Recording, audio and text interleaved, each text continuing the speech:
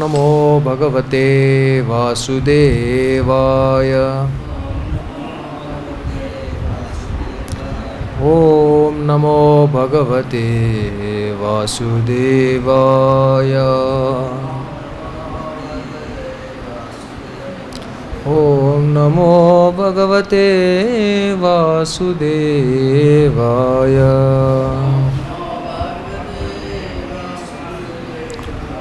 ॐ अज्ञानतिमिरान्धस्य ज्ञानाञ्जनशलाकया चक्षुरुन्मिलितं येन तस्मै श्रीगुरवे नमः। श्रीचैतन्यमनोभीष्टं स्थापितं येन भूतले स्वयं रूपा कदा मह्यं ददाति स्वपदान्तिकं। वन्देऽहं श्रीगुरो श्रीयुतापदकमलं श्रीगुरून् वैष्णवांश्च श्रीरूपं साग्रजातं सगणरघुनाथान्वितं तं सजीवं साद्वैतं सावधूतं परिजनसहितं कृष्णचैतन्यदेवं श्रीराधाकृष्णपादान् सहगणललिता श्रीविशाखान्वितांश्च। हे कृष्ण करुणा सिन्धो दीनबन्धो जगत्पते गोपेश गोपिका कान्त राधाकान्त नमोस्तुते। तप्त काञ्चन गौरांगी राधे वृन्दावनेश्वरी वृषभानुसुते देवी प्रणमामि हरिप्रिये।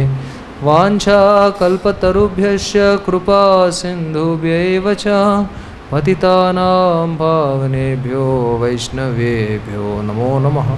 जय श्री कृष्ण चैतन्य प्रभु नित्यानंद श्री अद्वैत गदाधर श्रीवासादि गौर भक्तवृंद।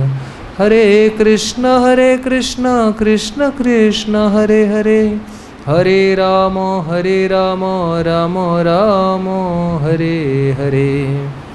हरे Krishna. So today we'll discuss chapter 3 of Bhagavad Gita, Karma Yoga. Text number 14. Annad bhavanti bhutani parjanyadanna sambhavaha yajnat bhavati parjanyo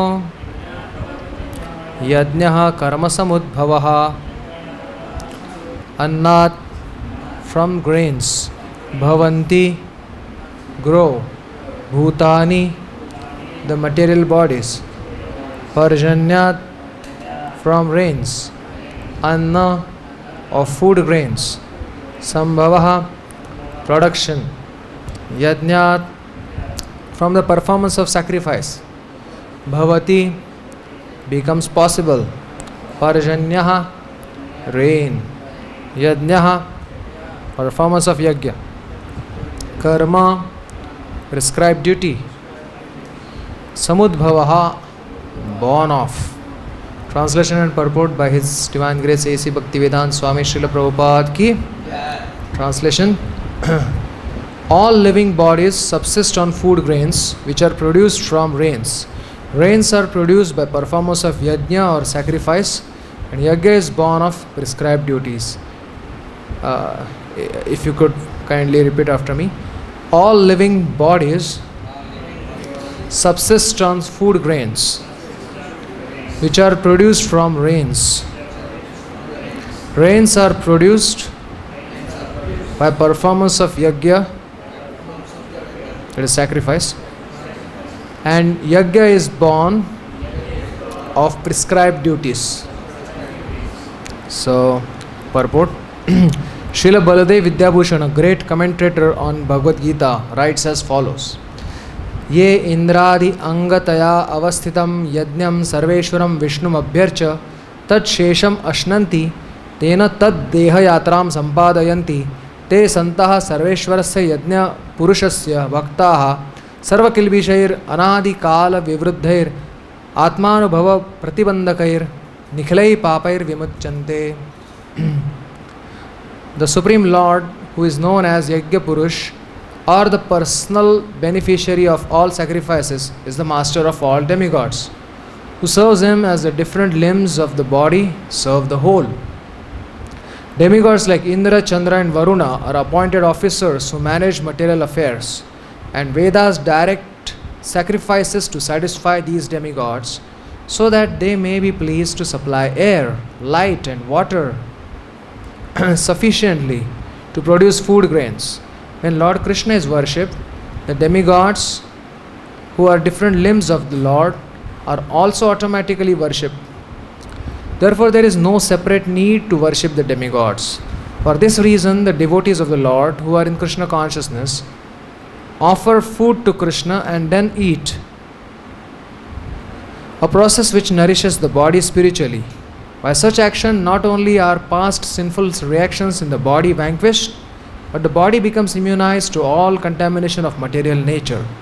When there is an epidemic disease, an antiseptic vaccine protects a person from the attack of such an epidemic. Similarly, food offered to Lord Vishnu and then taken by us makes us sufficiently resistant to material affection, and one who is accustomed to this practice is called a devotee. Therefore, a person in Krishna consciousness who eats only food offered to Krishna can counteract all reactions of past material infections, which are impediments to the progress of self-realization.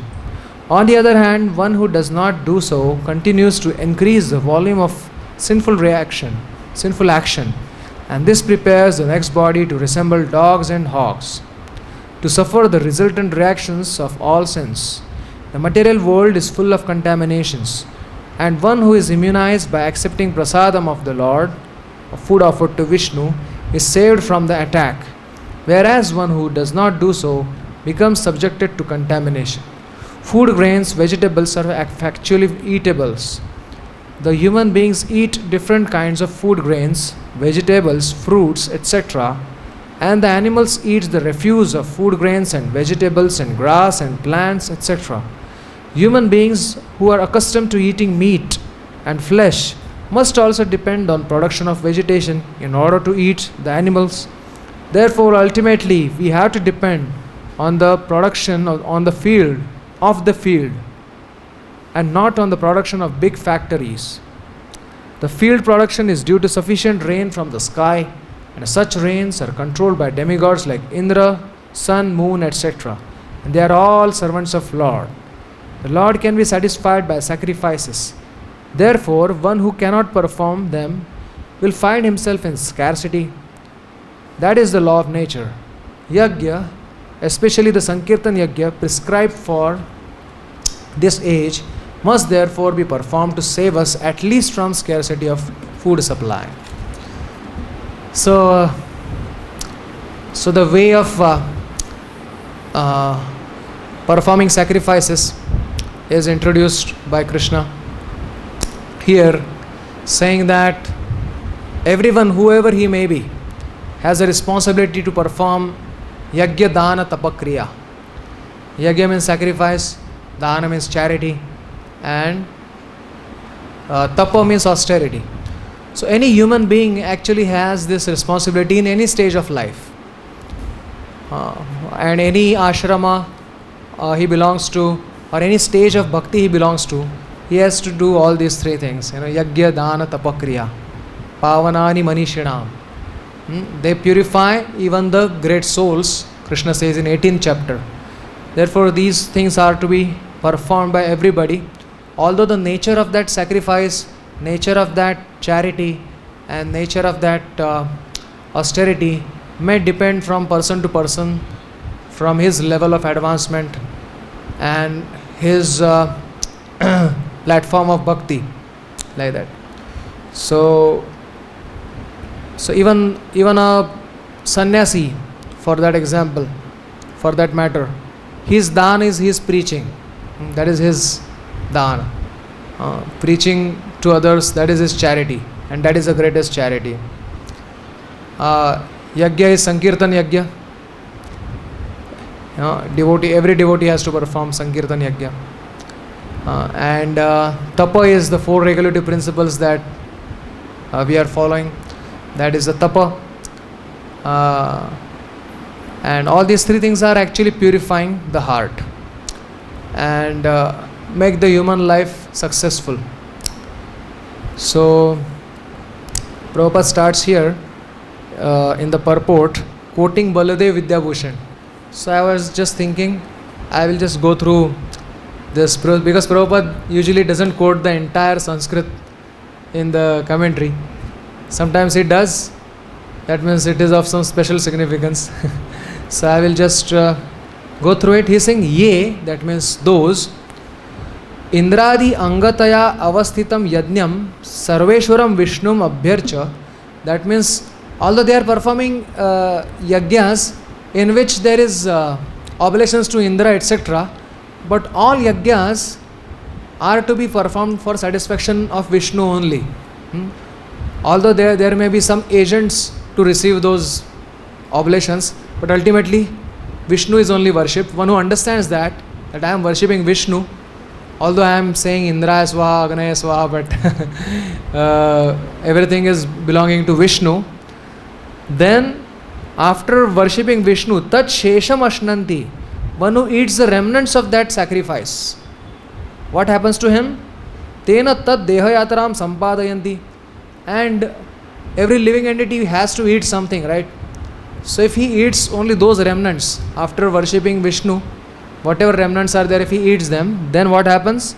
Te Santaha, those holy people, Sarveshwarasya Yajnapurushasya Bhaktaha, who are the devotees of the Sarveshwar, Supreme Controller Vishnu, Sarva Kilvishair Anadikala Vivruddhair, they become freed from all sorts of sinful actions and sinful propensities which have been accumulated since Anadikala Vivruddhair, which are growing since time immemorial.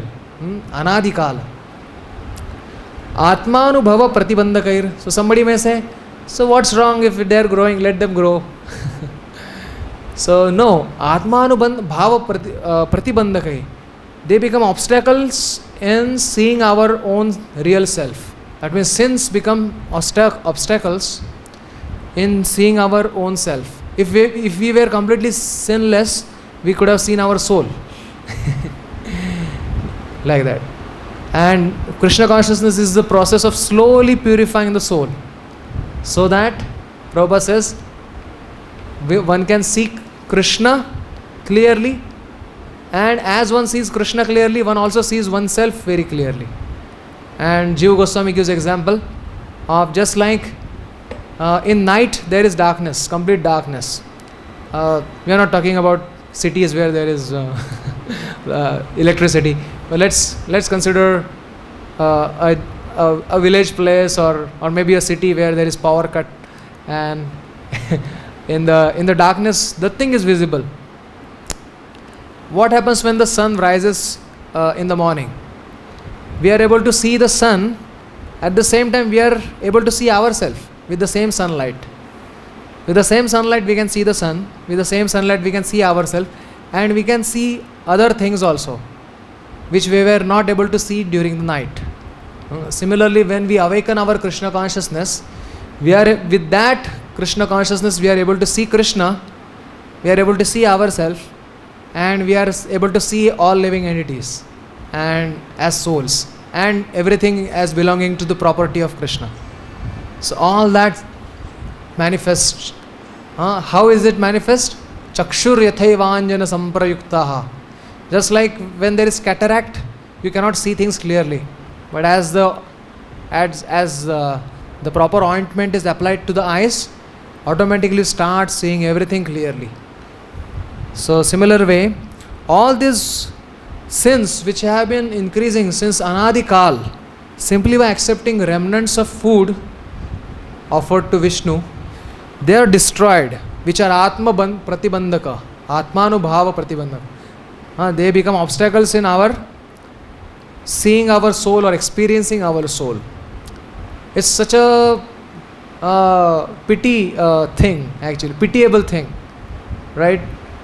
That soul is our identity, and I am not able to see myself. So what to speak of anything else? As they say, charity begins at home. First of all, we have to see who am I.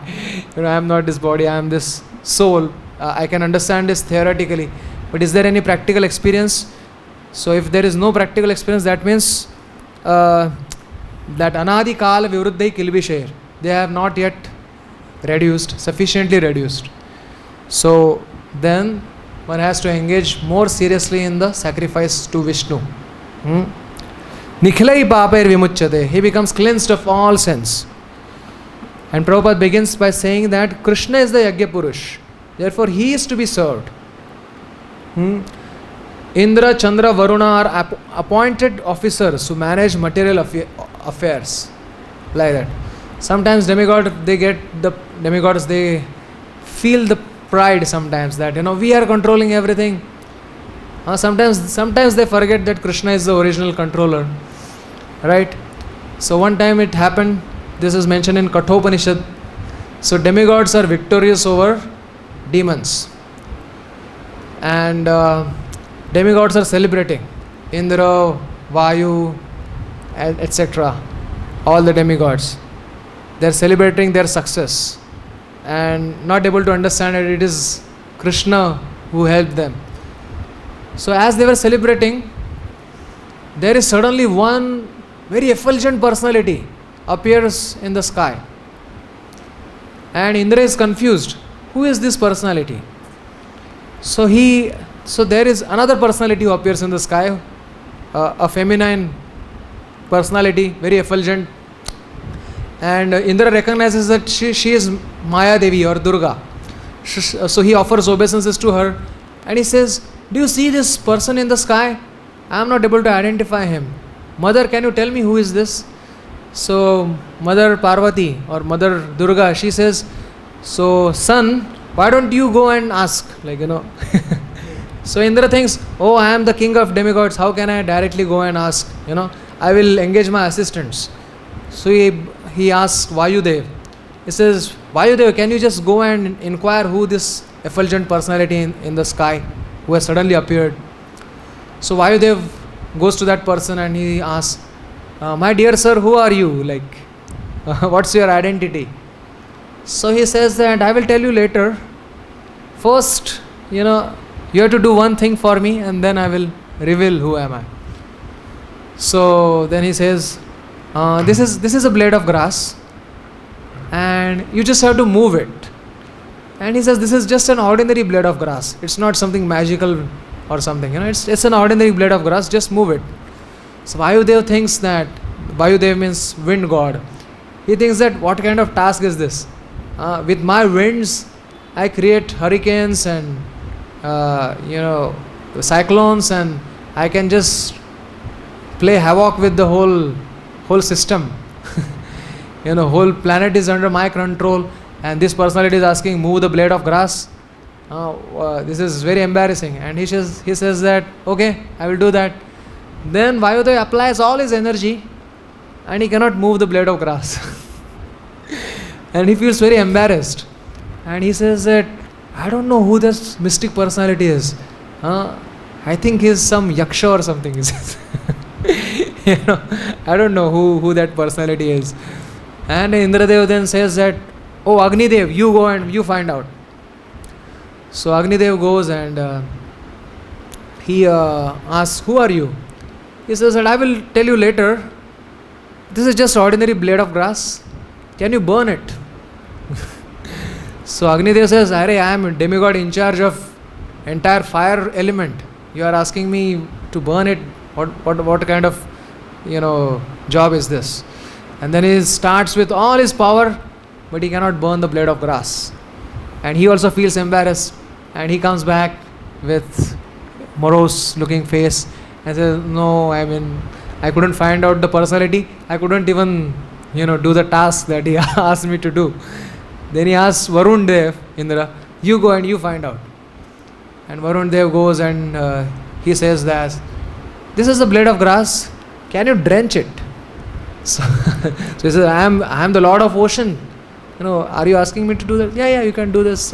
If you. And then he tries and he cannot drench even that blade of grass. And he comes back to Indra, and now Indra's pride is sufficiently crushed. He goes and falls at the feet of that personality and he says that, sir, who are you? And he doesn't answer only.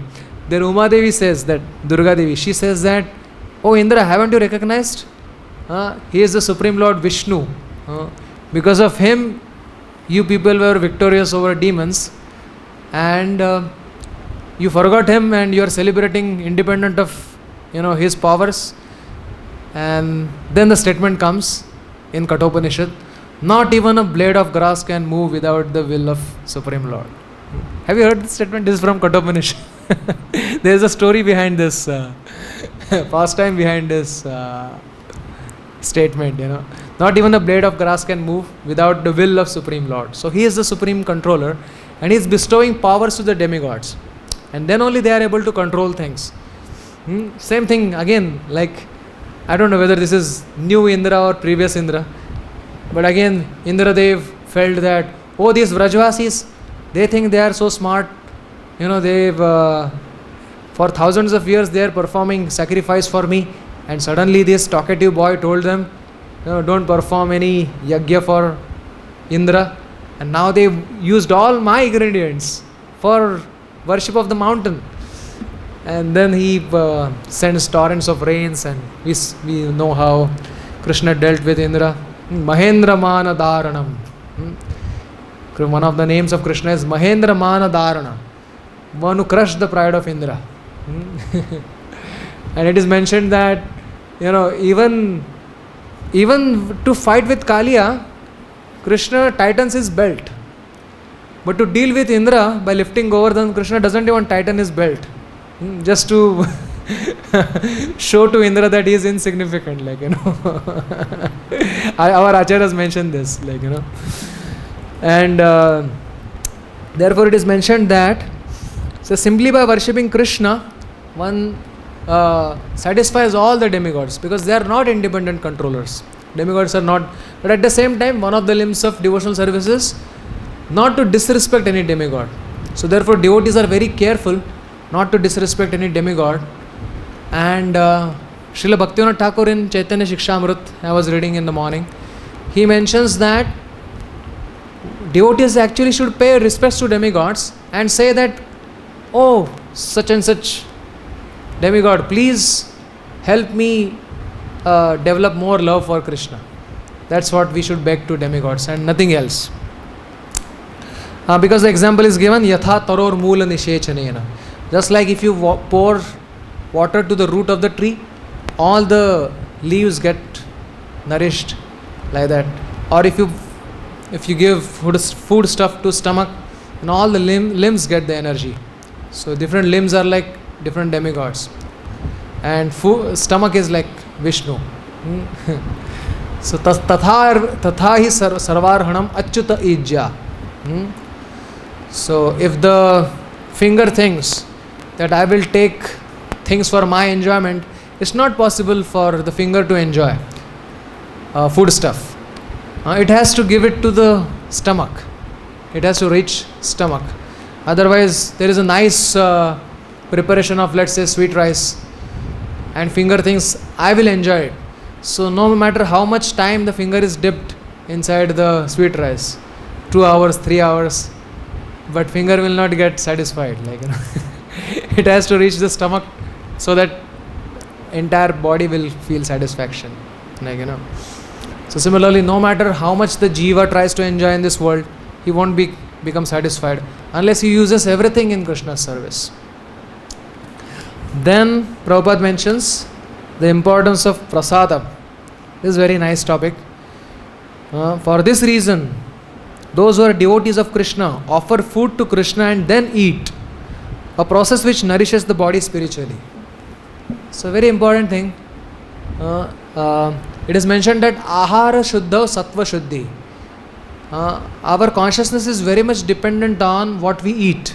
So therefore, if we take pure ahara shuddha sattva shuddhi, sattva shuddhi, once sattva shuddhi happens, then sarva granthinam vipramoksha. All the different granthis in the body, they function properly and they are liberated from material bondage. So therefore it is important that we offer everything to Krishna Not only that we offer everything to Krishna, we prepare food for Krishna. One time one devotee was traveling by airways.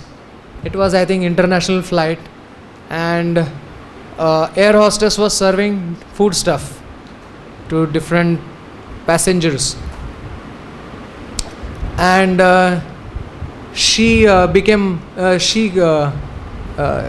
at this devotee because he was wearing tilak, kantimala, and she was familiar with Hare Krishna movement, so she could recognize that this is Hare Krishna devotee.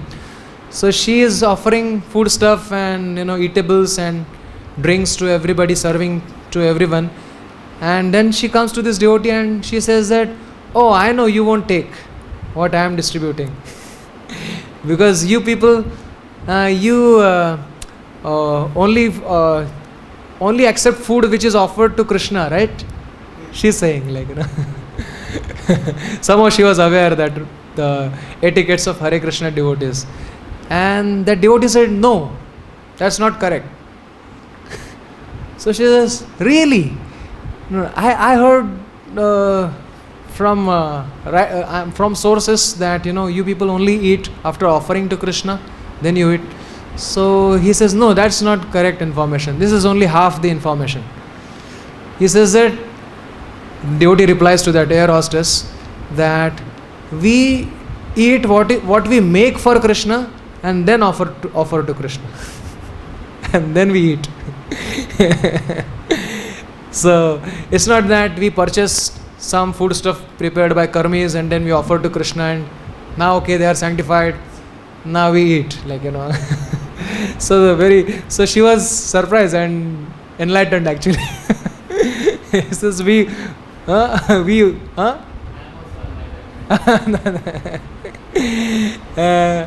and you're already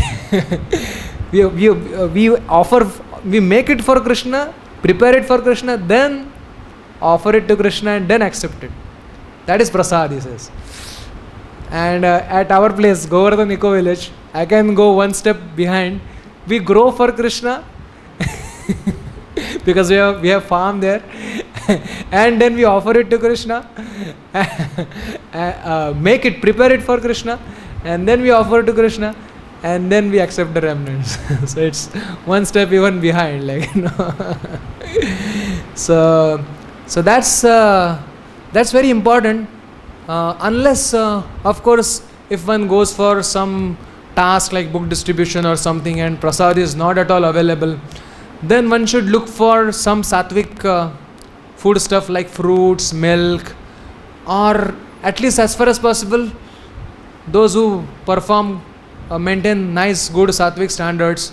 If one has to eat in some restaurant or something due to unavoidable circumstances, then one has to choose it properly. At least cleanliness and goodness is maintained there. And then in mind, as many devotees carry in their bags, mini altar, They just open it and then there is Prabhupada, there is Parampara, and there is, have you seen? Gaur Nitai, Narsimadev, Radhasham, and like that. And then they offer it to Krishna and then they accept, like that. So that's the very important standard, because Jiva Goswami, he mentions that the tongue, everything begins with tongue. So tongue has the very powerful, is the most powerful sense in the body. And Jiva Goswami mentions that tongue has the ability to agitate all the senses. That if tongue is uncontrolled and it is engaged in eating something which is not offered to Krishna, then it can agitate all the senses, like that. And if tongue is used to vibrate some prajalpa, then it can agitate all the senses. But if same tongue is used to eat Krishna's remnants and chant Hare Krishna or speak about Krishna, then all the senses, they get the ability to receive Krishna. That is mentioned. Of course, if Guru, spiritual master himself is offering, it is understood that it's coming from, it's already offered to Krishna. One time Prabhupada was traveling by train, and I think at one station, one well-wisher came with sweets. and he offered sweets to Prabhupada. And Prabhupada was traveling with some 5-6 disciples of his, some brahmacharis and some like that. And like that, and then Prabhupada, as that man left actually, he just came to meet Prabhupada on the station, and he handed over the sweets to Prabhupada, and he went. And then Prabhupada started distributing the sweets to his disciples, like that. And devotees were happily accepting. One brahmachari, before accepting, he said, Prabhupada, but is it offered? Prabhupada said, okay, you may not take. And he started distributing to others. So of course one should have common sense that if Guru himself is offering, then it is coming from Krishna. One doesn't have to ask like, is it offered or not offered.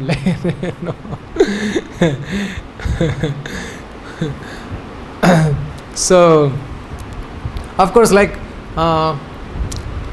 I don't know, many of devotees shared with me that first contact of theirs was through prasad.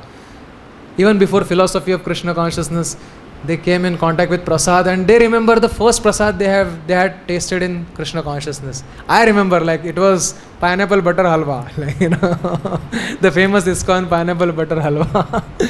I went to first Friday program, which used to happen outside my institution, IIT, and then I couldn't forget the taste. Of course, I was attracted to philosophy from the very beginning of Krishna consciousness, but I couldn't forget the taste of that pineapple butter halwa, And I have heard many devotees, their first contact was through prasad, and they felt the purifying effect of that. His Holiness, my spiritual master, His Holiness Radhanath Maharaj, he mentions in Journey Home that when he was in Amsterdam, it was Shyam Sundar Prabhu who gave him a full palm full of fruit salad. He didn't have cup or anything, so he just did like this, and Shyam Sundar Prabhu, he just put the whole thing on his hand like this. Like that. I also heard from even Ayendra Prabhu, he mentions that when he first time came to temple, he ate 6 plates of strawberry halwa. And then he danced in Sankirtan for 2-3 hours, and on the first day he felt like I am not this body,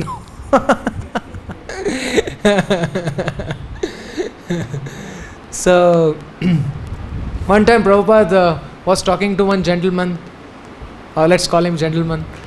He was a very big businessman, and he was very dressed in a sophisticated manner, and he was with Prabhupada. He was discussing with Prabhupada, and Prabhupada was telling him that how human life is so important, and one should not be engaged in these sinful activities like illicit sex, intoxication. And this fellow said, oh no, but I like these things. So then Prabhupada convinced him, no, these are animalistic things, you should.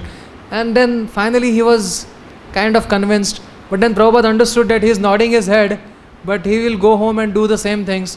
So let me give him something. So Prabhupada said to his personal servant, bring prasadam. Bring gulab jamun, he said, Mahaprasad. And he said, no, I am full, I won't take. Then he said, no, you must take. And then he told his servant to bring gulab jamun, and the servant, the devotee came with gulab jamun, and he didn't bring any container or anything or a pot. He just brought the whole container of gulab jamun with gulab jamun and liquid, golden liquid, and one spoon, big spoon. And he was thinking he never ate that item before, gulab jamun. So Prabhupada said, eat. So he said, no, I will eat at home. Prabhupada said, no, eat right now. He said. So he put his hands like this, and this devotee, usually what happens, if we are supposed to serve gulab jamun, and if somebody is doing, palms in front of you, holding his palms in front of you, then he will put the solid, right? Just solid gulab jamun he will put. But this devotee, what did he do? He just put took the gulab jamun along with lot of liquid, like, and he just, put it on his hand, like, and then the juice started flowing from, in between his fingers, and like this, dripping all over his, and he was wearing very expensive coat, suit and boot, and, and it started, dripping on his, and he didn't know how to eat that whole thing, because he was eating it for the first time. So somehow or the other, he ate the whole thing, and he liked it a lot. And he said, Prabhupada, can I have one more? Swamiji, can I have one more? Prabhupada said, yes, please, give him more, like, So he said, no, this I won't eat right now. One gulab jamun I ate because you told me to. Other one I will eat at my home. Prabhupada said, okay, like that. And then this person said, I will put it in my rum, he says. In the evening, he used to consume rum. It's a kind of alcohol.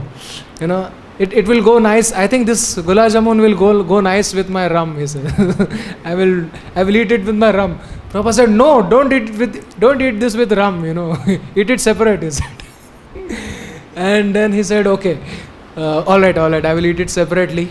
And then they had again for 15-20 minutes some philosophical discussion, and then he again bowed down and he started leaving, and Prabhupada again looked at him and said, don't put this in your rum.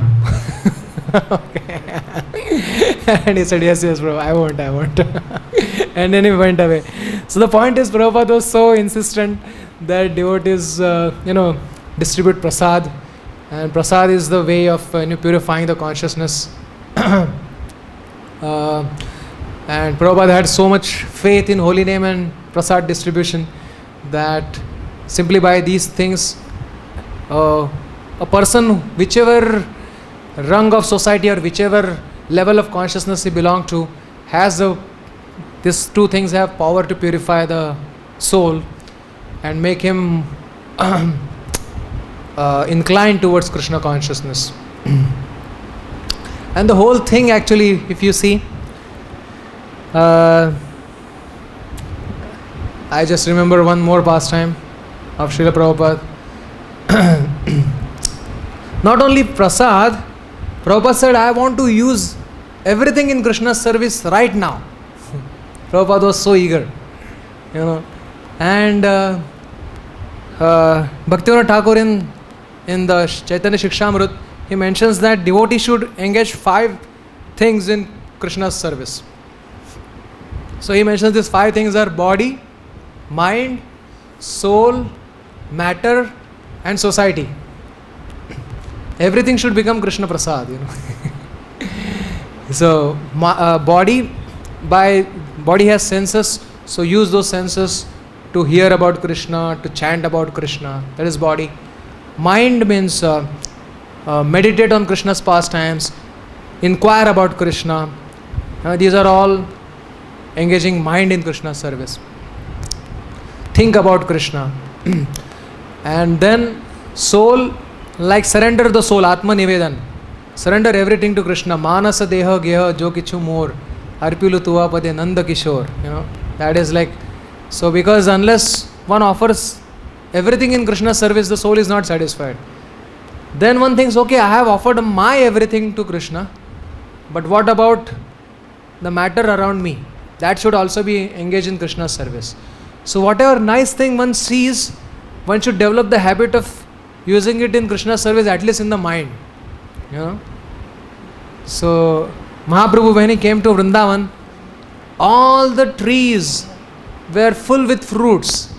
Bananas, pomegranates, guavas, so many fruit trees, and they just bent their branches to give these fruits to Mahaprabhu. Then what did Mahaprabhu do with those fruits? What did he do? Any guess? Option A, option B, option C, shall I give? Option A, ate them all, Option B, he said, okay, I'm not hungry right now. Option C, none of the above. Something else. What did he do?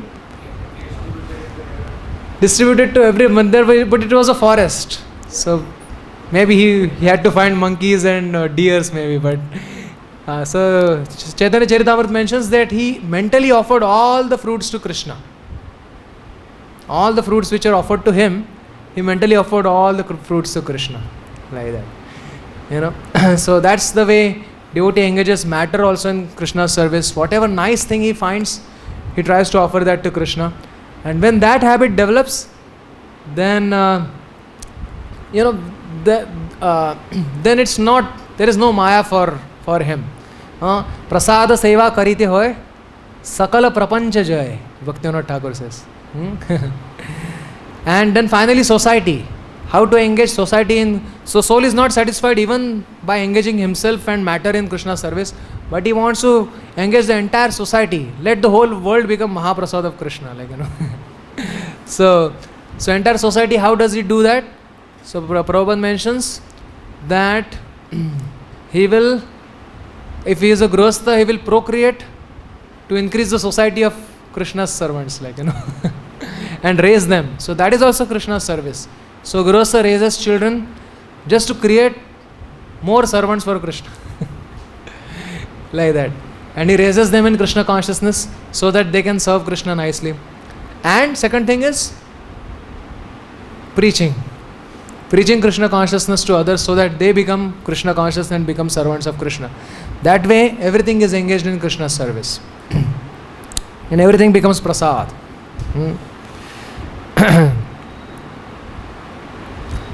And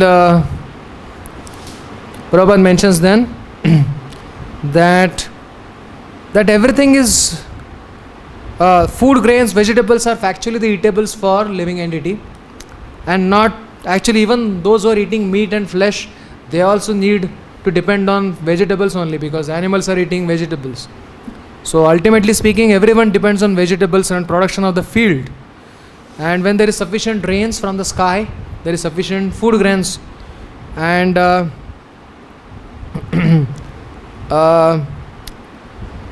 and because their rains are controlled by Indra, Chandra, etc., they are all servants of God or Krishna. When Krishna is satisfied by our sacrifice, then all this scarcity will go away. And then Prabhupada mentions Yajna, especially Sankirtan Yajna, is prescribed for this age to save at least from scarcity of food supply. So very interesting. It's a byproduct of Sankirtan that one gets good food supply from the cosmic system.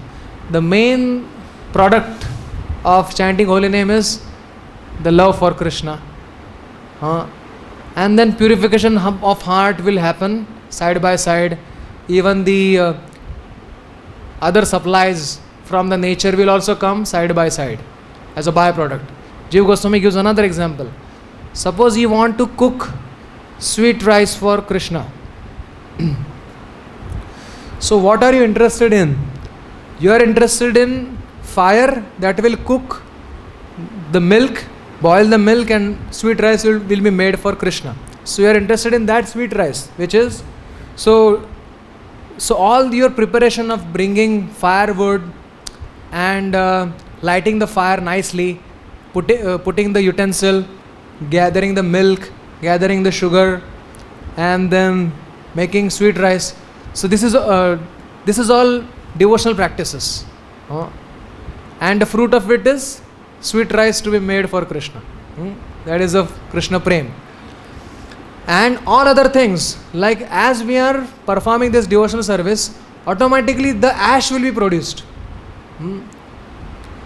From the wood there will be ash, and that ash can be used to clean utensils and other things like. But that ash is not the main product of cooking. So ash is like purification, ash is like other things like which will be provided to living entity for sustenance. This will be done automatically. So do we go to kitchen thinking that, oh, we will cook so that I want to produce ash? No. We go to kitchen to cook something, some food item, and ash will be prepared side by side, like as a byproduct.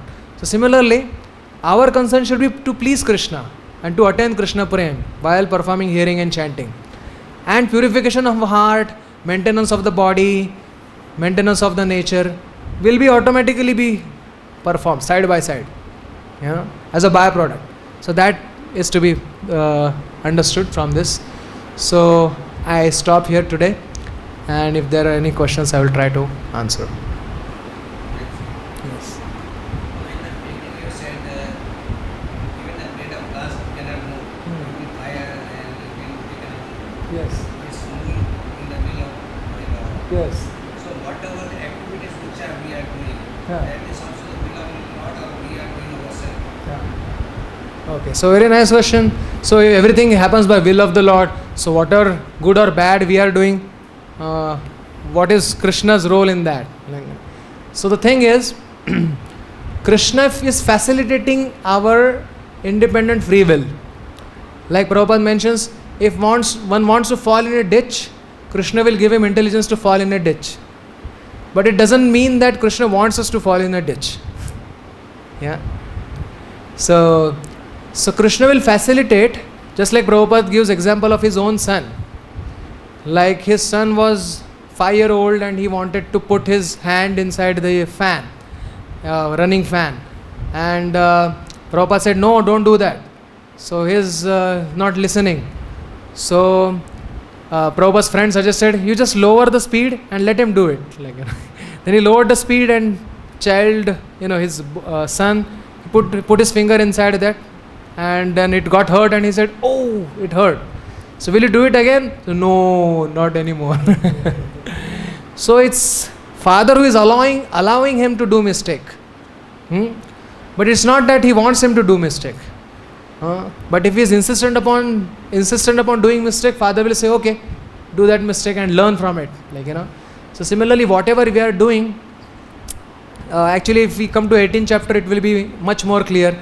It says that adhishthanam tatha karta karanam cha pratapvidam vividhasya pratak cheshta devam chaivatar panchakam. In nutshell, there are 3 doers for any action. One is the soul who is desiring doer. Second is the Prakriti who is facilitating doer. And third is Paramatma, or Krishna's portion, Paramatma, who is a sanctioning doer. So let's say a thief wants to do some thievery, then that is his desire. Then material energy will facilitate, give him intelligence, or how to steal, and the tools for stealing and other things. And finally Paramatma will, based on his karma or strength of his desire, Paramatma will sometimes allow, sometimes disallow, this act to happen. So that's the will of independent will of Krishna. He doesn't have to always sanction also. He will decide, today I will sanction, tomorrow I will not sanction. He is completely swarat. Even for good acts, even for devotional acts, the facilitating doer is the spiritual energy. So again, in all cases, soul is desiring doer. So do we want facility from material energy, or do we want facility from spiritual energy? Finally, Krishna is only going to provide both of these to us. So he gives the choice to us. Just like he gave choice to Arjuna at the end of Bhagavad Gita. He said that I have told you everything. Now you decide. Vimursheta dasheshena yathechasi tatakuru. Now you think and you decide what to do. So Krishna has given this independent will to us to choose properly and even to make a wrong choice. Krishna will allow our wrong choice also. So yes, it's Krishna's will that is allowing our will to sometimes be sanctioned and sometimes not sanctioned. Hare Krishna. One more. Yeah. Just like as fruits and flowers we are speaking about, they are all products from the Lord. Yes. So when we are taking fruits, it's from the human being who said fruits. So when we are taking these fruits and grains and everything, we are all having the soul. Yeah. So when we are cutting them Yeah. and we are eating them, so once they fall from the tree, they are disconnected. Then there is no more soul. They are just like a body. So we are eating those dead bodies, and dead bodies becoming the ashes. Speaking about ashes. So should always think that whatever we are eating the dead bodies, Okay. different dead bodies. There is a human body, nobody can eat, only the fire can eat. The differences of the bodies which we can understand here, that what is Prabhupada said, one man's food is one other man's poison. So giving the example of cat and rat, giving the example, is holding a cat, a rat, holding a cat and eating it. So similarly, just think we should always think that whatever we are eating, that are what dead bodies we are eating. Sometimes we say if you go to cremation, oh we have to take bath and this one we have to see the dead body in this one. And here we are taking so many dead bodies which we are not taking bath or anything or something like this. So can you explain something like that? Yeah, actually we shouldn't think that we are eating dead bodies, because we should because when food is offered to Krishna, it is spiritualized. As Krishna is present in that fruit, Krishna is present in that whatever Mahaprasad, and we should think that is Krishna. As Mahaprabhu said, Sukruti labbe fela lao. By my great fortune, I am able to consume this food stuff which is offered to Krishna, and now whatever it is completely spiritual thing. You know, Brahmarpanam Brahma Hoir Brahmagano Brahmanautam Brahmaivatena Gantavyam. That fruit is Brahman because it is offered for the Supreme Brahman, and by eating it we will reach Supreme Brahman. That is how we should think, that it is sanctious, what is it called? Sanctified. It is sanctified by Krishna's presence, and it is mercy. Therefore prasad is mercy. Therefore prasade sarva dukkhanam hanirasya upajayat prasanna chetaso yashu buddhi paryavatishthate. So we shouldn't think, yes, we can think that food which is not offered to Krishna is like dead thing. Like it is mentioned, one Puran says that food which is not offered to Krishna is like stool, is that, and drink which is not offered to Krishna is like urine. So if one is not offering to Krishna everything and then accepting remnants, and Krishna also in another words he is also saying you are eating sins only if you are not offering to. So another the grosser way of saying it is stool and urine if one is not offering to Krishna. And again, as we discussed, offering doesn't mean just offering, preparing it for Krishna, then offering to Krishna, and then accepting. So yes, we shouldn't think that they are dead bodies. We should think that this is offered to Krishna. This is fruit which is meant. Krishna says patram pushpam phalam toyam yome bhaktya prayachati. Offer it nicely to Krishna, and then Mahaprabhu becomes very happy. Aicha anna ye Krishna ke karaya bhojan. Janme janme shira dharu tahara charan. Whoever offers such foodstuffs to Krishna, I take his dust of his lotus feet on my head, life after life. Mahaprabhu says to Advaita Acharya. So that is how we should think about this. And we should think that actually we see they are the dead bodies. They are no longer dead bodies once they are offered to Krishna. Unless and until it's not offered to Krishna, it's their dead bodies. We can say like that, yeah. If it is not offered to Krishna. When we are offering these dead bodies to Krishna, then he purifies and gives us. While offering to Krishna also you shouldn't think that these are dead bodies, because you can think in this way. The best way of thinking is this is Krishna's energy whether offered or not offered to Krishna. Recommended food stuff, yeah. So we should think that this is energy of Krishna whether offered or not offered. So energy of Krishna, now when offered to Krishna, now it becomes prasad, like, you know. And when it is not offered to Krishna, then we cannot perceive it as energy of Krishna. It becomes a cause of bondage. That same electricity which is like heating can become cooling, as we know. But the energy is the same, like, you know. So this is a Jnani way of saying that things are dead bodies. The Jnanis, Mayavadis think that way, like, you know, oh, this is dead bodies, so let me not eat anything, like, you know. But devotees don't think that way. They think that this is, one should think in terms of sattva, rajatama. While offering to Krishna, one should think, oh, rajoguni and tamoguni things I shouldn't offer to Krishna. But nice fresh fruit, one should think, oh, this is sattva guni. Let me offer with devotion to Krishna. Krishna will accept it, like that.